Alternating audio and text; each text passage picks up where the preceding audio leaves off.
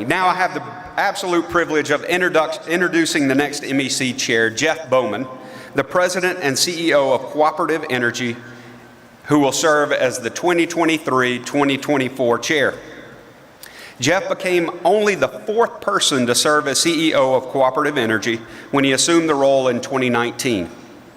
The not-for-profit, member-owned generation and transmission cooperative provides electricity to 55 counties throughout western and southern Mississippi. Before joining the company as Senior Vice President and Chief Administrative Officer in 2012, he was partner in the law firm of Jackson, Bowman, and Arrington in Hattiesburg. Jeff previously served as captain on active duty in the United States Army, which included service as a military prosecutor and a special assistant U.S. attorney for the Western District of Oklahoma. A Hattiesburg native, he graduated from the University of Southern Mississippi with a Bachelor in Science in Business Administration with a major in accounting. He earned a Juris Doctor from the University of Mississippi School of Law and a Master's of Law in Taxation from the University of Florida.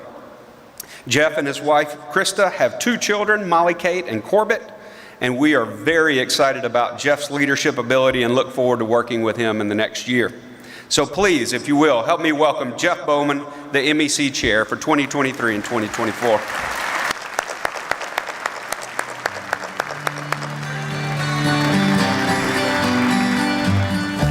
Well, thank you, Martin. And before you leave, if Adrian would also join me on stage, we'd like to recognize both of you. I personally appreciate the kind words, but all of us appreciate your leadership and service over the past year. We have, there's been a lot that's accomplished. We talked about some of those recent successes, but also we talked about the longer term initiative in securing Mississippi's future that you put in place. And that's going to pay dividends for all of us for many years, and that's quite a legacy. So we have a special resolution from the board that we'd like to present to you first.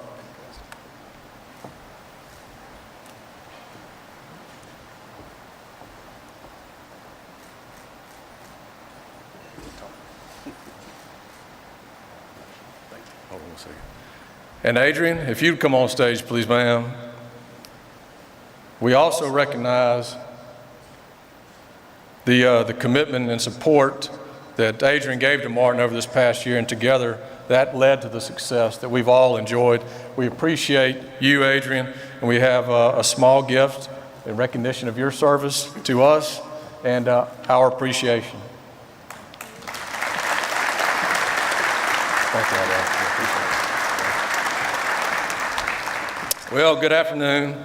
You know, the MEC annual meeting is always a good time for all of us to come together. We celebrate the successes over the past year, but then also focus on what we plan to do going forward. What you've heard a lot about is the strategic initiative that was put in place last year titled Securing Mississippi's Future. Now, MEC, of course, has successfully served as the voice of business across our state, comprised of more than 1,000 different companies across all sectors of our economy, and they have successfully pushed for positive economic policies across our state. This strategic initiative, Securing Mississippi's Future, has already borne benefits this year and will continue to do so going forward. But there are 5 key goals or priority areas that this initiative lays out. The first is education and workforce development. The second is talent attraction and retention, infrastructure, economic development, and the overall improvement of the business climate here in Mississippi, and then, of course, healthcare. Those 5 goals will continue to lay the path for us going forward, certainly this year, but in years beyond this coming year as well, as we continue together through MEC, find ways to push to improve the quality of life in our home state for all Mississippians. On a personal note, I will simply say that I'm just very humbled to serve as chair. I know the quality of the men and women that serve on MEC's Board of Directors and Board of Governors. It is an honor for me to serve with them in any capacity and to serve with them and all of you with MEC as we push to find ways to make improvements in the quality of life for every Mississippian. I have to thank my Board of Directors and our 11 member systems. If they weren't committed and didn't see the value in MEC, then I wouldn't be here and be able to give my time and certainly they do see that value and they do support MEC. I also want to support the Board of Governors and the Board of Directors for MEC for their time and commitment. And most of all, I want to thank all of you for your support of MEC, first of all. But thank you for everything that you do, individually and through your respective businesses in your home communities, to improve the quality of life there for those residents and the quality of life for residents all across the state of Mississippi. I look forward to all of us continuing to work together through MEC over this next year as we do just that. Thank you.